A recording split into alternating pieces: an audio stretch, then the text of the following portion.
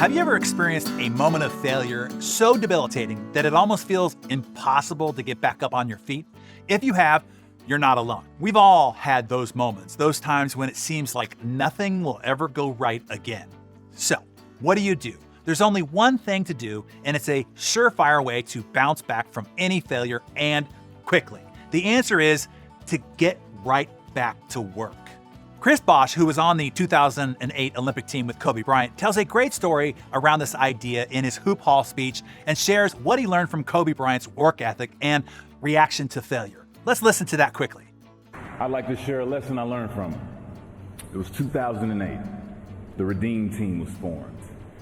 And we were in Vegas for the start of training camp, and we were getting ready for the Olympics in Beijing. We're going to head to Beijing. And I wanted to establish myself as a young leader on the team by waking up bright and early, day one. So the goal was to be the first one at breakfast. So I set my alarm. I make sure I'm up by sunrise. I get out of bed, I put on my gear, and I head downstairs.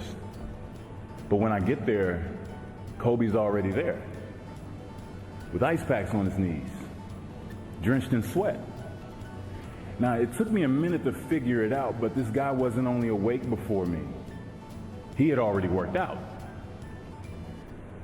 He had just played in the finals days earlier. Meanwhile, I'd been off for months and I was still exhausted. What he had done that morning was incomprehensible to me. That dedication he had only days after falling short of an NBA championship. That taught me something I've never forgotten.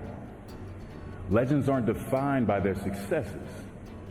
They're defined by how they bounce back from their failures. And that's what I hope to communicate to anyone watching this, especially the kids. Incredible, right? Even in the face of recent failure, Kobe's dedication left a profound impact on Bosh. It made him realize that legends aren't defined by their successes, but how they bounce back from their failures. This is a common reaction to devastating failure by all the world changers that you admire. In 1914, Thomas Edison's laboratory and factory in West Orange, New Jersey, was consumed by a massive fire that caused damages worth millions in today's money and destroyed years of his work.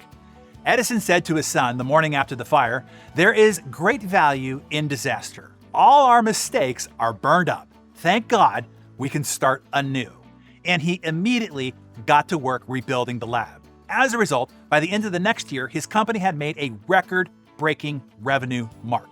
Walt Disney, after his first animation company called Laugh-O-Gram Studio, located in Kansas City, Missouri, went bankrupt, Disney immediately got back to work. He moved to Hollywood and started the Disney Brothers Studio with his brother Roy. And of course, you know today, the Walt Disney Company is one of the largest and best-known studios in the world. Remember, every setback is a setup for an even greater comeback. It's not about how many times you fall, but about how quickly and determinedly you get back up. The journey to success is paved with failures. Embrace them, learn from them, and let them propel you towards your goals. After all, as Chris Bosh learned from Kobe Bryant, true legends aren't defined by their success, but by how they bounce back from their failures. And what do they do to bounce back? The only thing they can do. They get back to work. If you've recently had a setback, failure, or disappointment, now you know what to do to bounce back. Get to work. If you know somebody who's recently had a setback, failure, or disappointment, or anybody that you care about, as a preventative medicine, send them today's DarrenDaily and help them come back.